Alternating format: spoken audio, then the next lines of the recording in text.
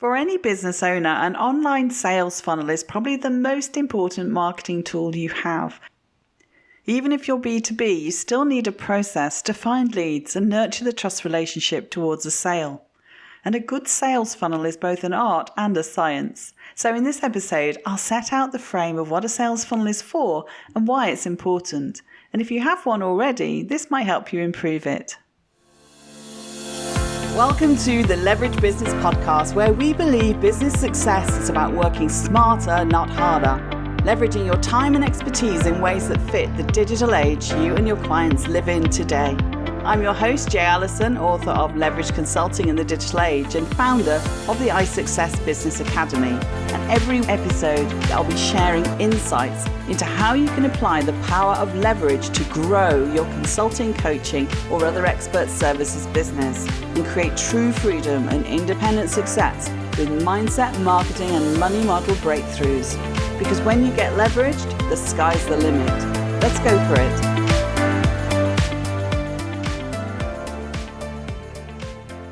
Hello. Today we're talking sales funnels. That is the process by which your ideal client or customer finds you and follows a process of getting to know you, like you, and trust you enough to decide to work with you and buy from you. With so much of what we do going digital, our previous in-person methods of finding clients are less reliable. And yet many consultants, coaches and practitioners, both new and established in business, have a rather loose sales process and often a vague understanding of what a funnel is or how it works. That's what we'll look at in today's episode. There are lots of words bandied about to do with sales funnels: landing pages, opt-ins, capture pages, list building, sales letters, sales systems, etc. And they are all pieces of a sales funnel. But it can be confusing which pieces you really need and how to get them working optimally. As you can imagine, failing to fully understand this critical part of your customer's journey and how they ultimately get to know, like, and trust you means fewer sales, lower profits, and ultimately an unleveraged business. So to get us thinking, I'll start off by explaining why a sales funnel is important, talk through a simple funnel and how it works, and then for those of you who already have a marketing and sales process in place, we'll turn to look at leaky funnels and how to fix them. So let's start with why is a sales funnel important? Your sales funnel illustrates the path prospects take to become buyers of whatever it is you offer. It's a way of mapping out your ideal customer's journey from how they find you to how they build a relationship with you in a way that helps them to know you, hopefully like you, and critically trust you enough to buy from you or hire you. Understanding your funnel can help you find the holes in the process as well. In other words, the places where prospects drop out and never convert. If you don't understand your sales funnel and your numbers, you can't optimize it. Essentially, your funnel has three core functions. I talked about this from the perspective of a client acquisition process or customer journey in episodes 27, 41 and 42, so have a listen back to those as well for a little bit more detail. So number one core function is to attract an audience. Number two is to generate leads. And number three is to convert those leads to customers. The framework that I use is the engage, educate, enroll pathway. Plus evaluate, which is a layer on top that allows you to track, test and tweak. Your sales funnel strategy is to decide on your best platform for engaging your audience, your best list building method to start educating and giving value to your people, and your sales system for enrolling those who are fit for what you offer. So first step is deciding on your platform, where you want to show up and where your audience wants to show up. Pick a medium, be it writing, speaking, teaching, audio, video, etc., that you're good at and enjoy, because you're going to want to commit to doing it consistently and show up there every week. So whether that's LinkedIn, Facebook Lives, podcasts, blog articles, go with something that you like, that suits your strengths and preferences, as well as what fits with your audience and how they like to consume content or where they're most likely to hang out. The second is your lead generation, otherwise known as opt-ins.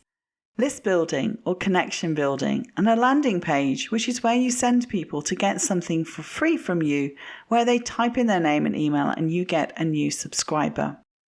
The mechanism to create some kind of enticing invitation, a lead magnet, be it a quiz, a checklist, template or downloadable, or a white paper even, something valuable and useful to your target market.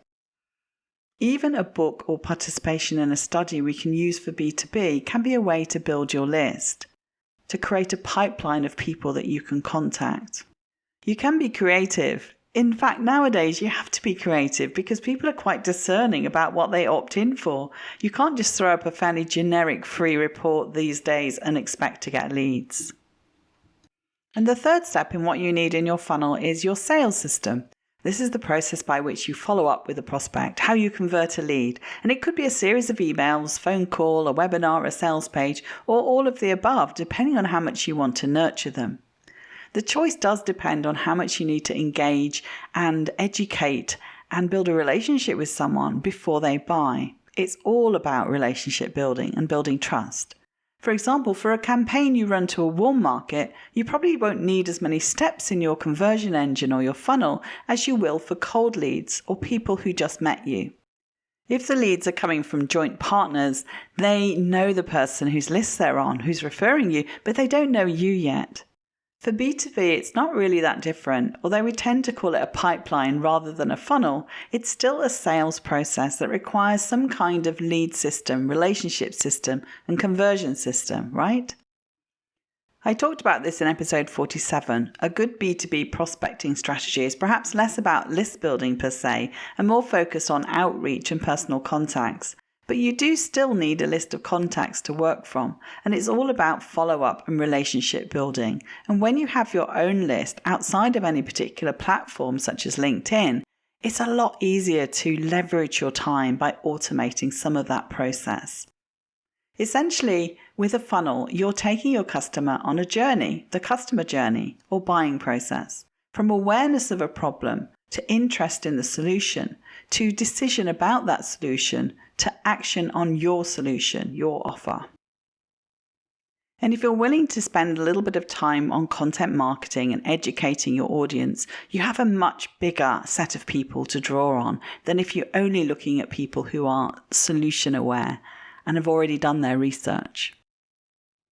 And we all know that if you research with a particular person or company, you're more likely to work with them than the person you just met. That education process is incredibly powerful for trust building. Now let's go through a simple sales funnel. At its most basic, a sales funnel consists of free content, which typically requires nothing of your readers. Many sales funnels begin with blog posts, YouTube videos, Facebook content, and other information readers can access at no cost. This is the top of your funnel. Next, you'll have an attractive offer that requires a very small payment of sorts, typically an email address. You'll see this type of offer on websites all over the internet and probably even signed up for some.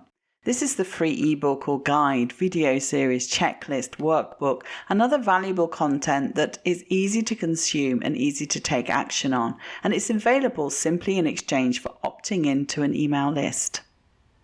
Once on your mailing list, you'll then present your readers with a series of low-cost offers. Perhaps you have a low-cost ebook or a trial membership. Customers who purchase your low-price product move further down the funnel and are presented with more higher-priced products. This is what we call a value ladder. As they continue to buy, they move closer and closer to your top-end offers, which make up the bottom of your funnel. This is really an interesting one because sometimes people will go straight from something like a free webinar to a high-priced offer. And that can work really well if you have the authority and the status already established. So it doesn't have to have all the little pieces and all the low-cost offers in between. But if you're finding that people aren't making the jump from your free content to a high-priced offer, then you need to train them and nurture them to buy from you. Of course, some opt-in offers or lead magnets are going to work better than others. And I have several different opt-in offers on my website, my free stuff, that have proved to be the most popular. And it's a great way to segment your audience too, because what they opt in for is going to tell me what they're most interested in. Now let's look at how a funnel works. If you imagine your funnel as looking like, well, a funnel, it's easy to see that your free content at the top is consumed by the largest number of readers. It's where your funnel's the widest. Below that, your extreme low-cost item, available only for the cost of an email address, attracts a smaller subset of the true freebie seekers. And next, your low-priced products bring in yet a smaller group, but people who are willing to purchase something. Finally, as you near the tip of the funnel, only the loyalist of fans and customers will purchase your highest priced offers. Your job as the business owner is to ensure that your funnel leads buyers naturally from the top, free offers, all the way through the low cost to the high end at the bottom. The more buyers you can keep in your funnel, the more money you'll make if you nurture them really, really well and take care of them. Most new and even established business owners can easily envision the top of the funnel, but if you truly want your business to grow, you must master the entire process, the follow-up and the offer process, the value ladder, and that all starts with understanding what a funnel really is and how it works. If you already have a marketing and sales process in place, you're likely following some kind of engage, educate, and enroll pathway to guide your prospects towards a decision to work with you, buy your program or course or service. And it's the layer of evaluate that you need to pay attention to when you're improving your funnel. When you want to look at whether your funnel's working or not and how well it's working, where do people drop off in terms of that customer journey? Knowing your key performance numbers is important. We talked about customer journey data analytics in previous episodes you can listen to or read through the transcript. Those were episodes 42 and 43. But let's look briefly here at why your funnels leak and what to do about it. For a business owner with a solid funnel in place, it's easy to take a look at the number of subscribers at each level of the funnel and predict pretty accurately what the sales are going to be from day to day or week to week. This is what gives you a dependable and reliable income when you really know your numbers. If you've got a funnel in place though and your numbers aren't looking great, chances are you've got a leak somewhere. Now your funnel's got a hole or two or three where subscribers are falling through and you're not converting them. There are 4 common causes for funnel leaks, and once you spot them, they're pretty easy to fix. The first is not enough traffic. The very heart of your sales funnel is the traffic you bring in. Without visitors to your blog or opt-in pages, you'll have no subscribers. Without subscribers, you'll have no or very few sales. Without sales, you'll have no business. Yet this is where a lot of people struggle. How can you get more eyes on your content and more subscribers into your funnel? So here's how to fix it and get more traffic. Traffic generation is an entire industry of its own, but here are some tips. 1. Use good SEO, search engine optimization, to encourage search engines to rank your content well. 2. Be present and active in the places where your ideal reader hangs out, whether that's on social media, in niche forums, or at live events. 3. Use paid ads to drive targeted traffic to highly relevant. 4. Recruit JV partners and affiliates to promote your offers. 5. Buy solo ads in related email newsletters. Now, when you first get started, you probably won't do some of those at the bottom of that list, but certainly paid ads can be a really quick way to test a funnel. Just spending a few $100s on a paid ad can help you know whether a funnel's actually working before spending a ton of time on content marketing to drive visitors for free, what we call organic traffic. Because with paid ads, you can run a very targeted campaign and see how the numbers stack up. So the next thing that causes your funnel to be leaky is no follow-up. This is a leaky funnel mistake that a lot of new entrepreneurs make. They spend a lot of time and energy setting up a great squeeze page and driving traffic to it, and then they deliver the goods to their subscribers, and then, nothing. No follow-up emails, no offers to buy more, or just lots of newsy newsletter stuff. There's no related services or products, just nothing. You have to make an offer. So you have to create a pathway for people to think about what it is that you do that they need. So here's how you fix this one. It's really easy. Before you spend time building that opt-in page or offer, be sure you have a back end to promote. Or those subscribers you so carefully collected will end up costing you money instead of earning it back. The third thing is not having a call to action. This happens most typically at the top of the funnel. Your blog posts, social media content, podcasts, YouTube videos, whatever it is that you do, everything you offer is for free. It must have some kind of call to action, or it's just wasted energy. Your call to action can be as simple as subscribe to my YouTube channel or following me on Facebook for more tips, but it must be there. So here's how to fix it. Every time you write a blog post or an email, ask yourself, what do I want my readers to do when they're done reading, listening, or watching this? That becomes your call to action, your most wanted response, and the next natural step for them in the customer journey. Another reason why your funnel might be leaky is that you don't have product offers.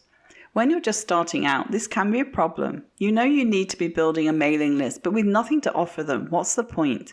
The truth is there are lots of ways to make money in your funnel, even if you don't have a product to sell.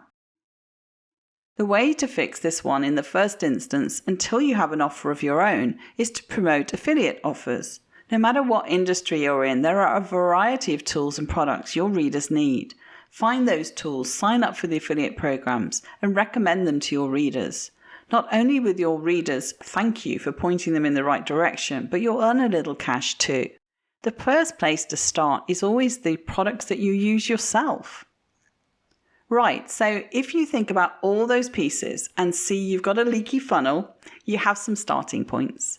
You should now see that with a few tweaks and some attention paid to your follow-up sequences, chances are you can fix those holes and increase your profits in no time. Now look, if you're confused about how exactly sales funnels work, you're not alone. In fact, that's the number one reason small business owners say they can't get their funnels set up. They simply don't know what to include where. In the spirit of keeping things simple, let's look at the bare bones pieces you can create to have a working sales funnel. Here are 3 pages every funnel must have and what to put on them. At the very least, your sales funnel needs these 3 pages. A sales page, a confirmation page, and a thank you page. Let's go through each one. Number 1, the sales page. This one obviously comes first. You might call it a landing page, or in the case of a free opt-in, a squeeze page. It serves one purpose, to get the reader to take action.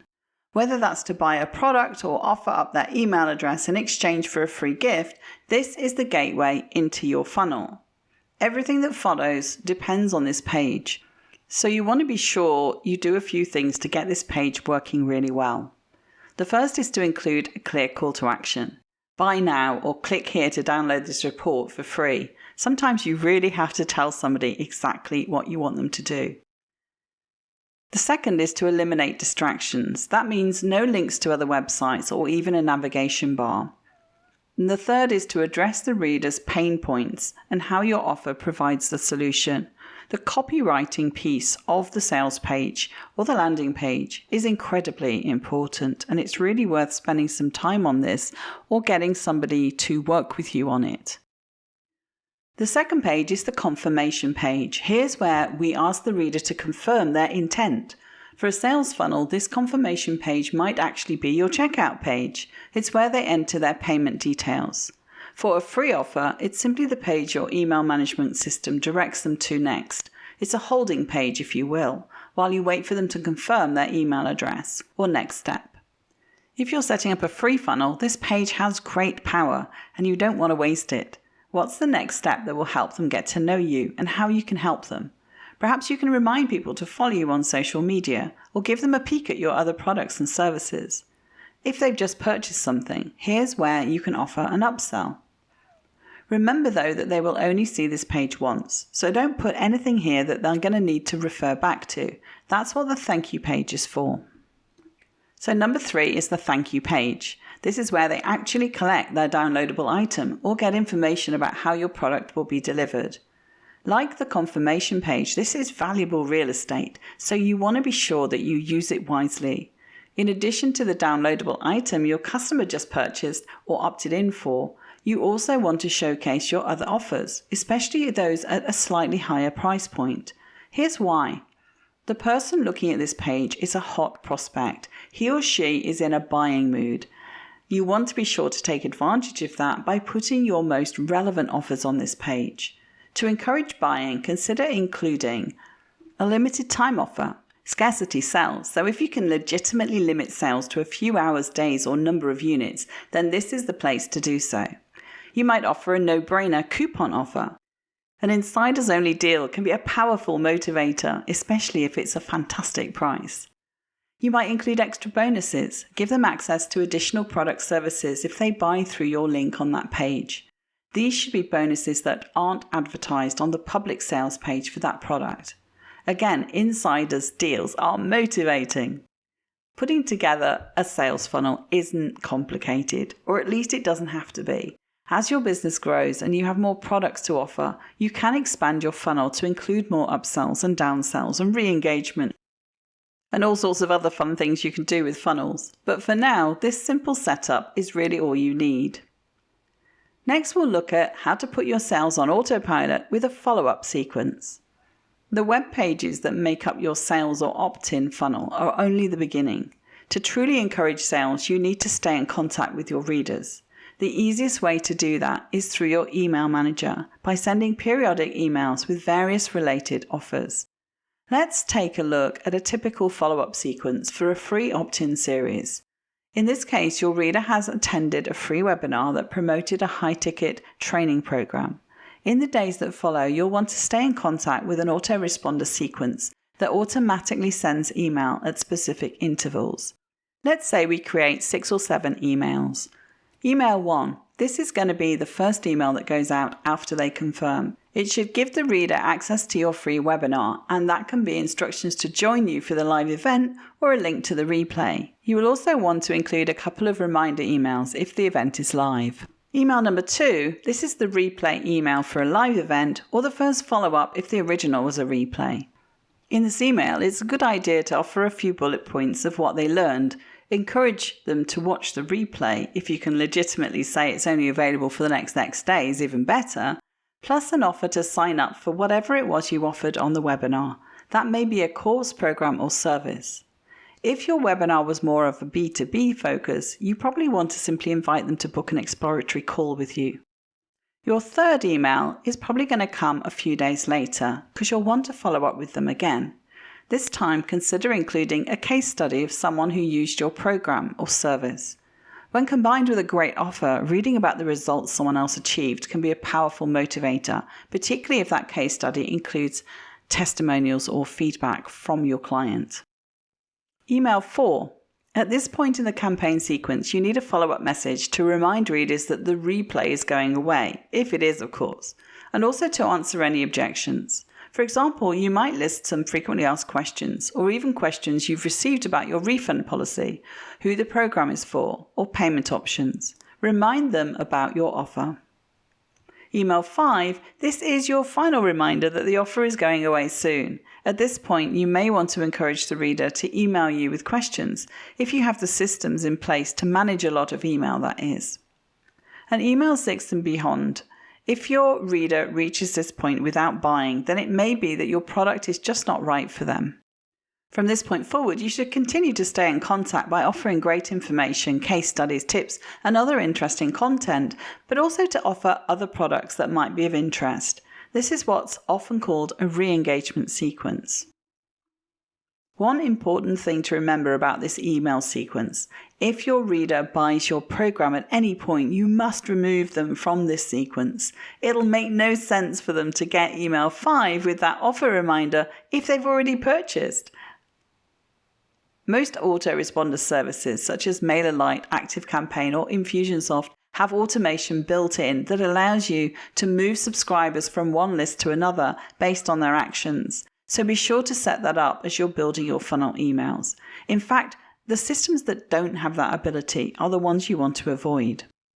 While it does take a little while to set these email sequences up and to make sure the copy is really zinging, it's a really hands-off approach once it's all in there because it's automated.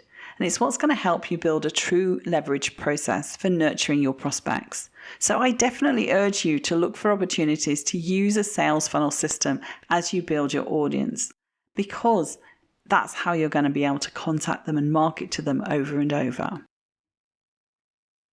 Finding the bottleneck in your sales process is a question that I often get asked. And a good way to think about this is to start with strategy. We do a lot of work with our clients on evaluation and audits and all kinds of things, looking at process improvement. But in terms of revenue, it's always good to work backwards to the job you need your sales funnel to do for your business. How many sales do you need to hit your income goals? How many leads do you need roughly to get that number of sales? And how much traffic do you need to drive through the funnel? There are also 3 sides to this, and I've covered these in more detail in other episodes, so go to leveragebusinesspodcast.com and browse the list of topics to pick out what you need. You can listen to the podcast or read as an article. The first side of this is mapping out your funnel, your customer journey, especially if you've got a sequence of offers and upsells, what we call a value ladder. And you can test how well each piece of the process is working and seek to improve it. But first you need to decide on the pieces so that you've got the metrics. And of course, there's the tricky business of picking the tools that do the job you want it to do. The second thing, therefore, is implementation. Now, this is part technical and part creative. That is setting up landing pages, writing the email nurturing copy, creating a sales page that's laid out beautifully and is really compelling, building in an integrated tool for booking appointments or for taking payments. And the third part is tracking, so that you can see what's working and what needs improving. For this, listen to the episodes 42 and 43 on customer journey data analytics and create a simple business dashboard for yourself.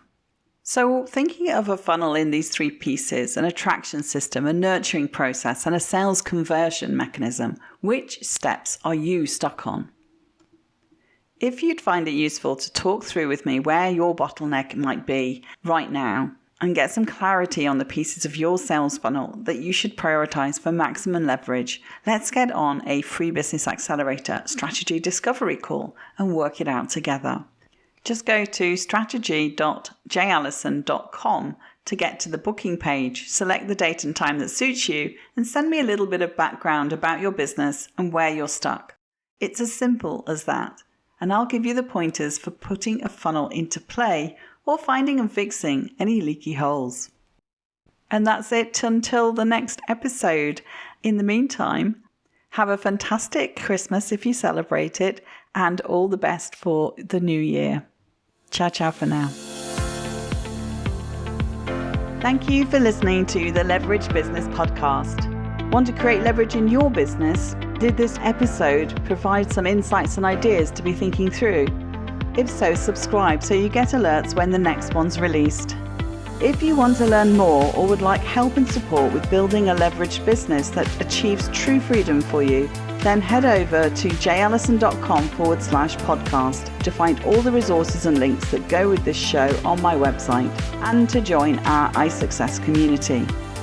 And if you're enjoying our content, it would be great if you could pop into Apple Podcasts or the app you listen from and leave me a rating and review. Everyone makes a difference to improving our rankings. So thank you if you've done that already. I appreciate you.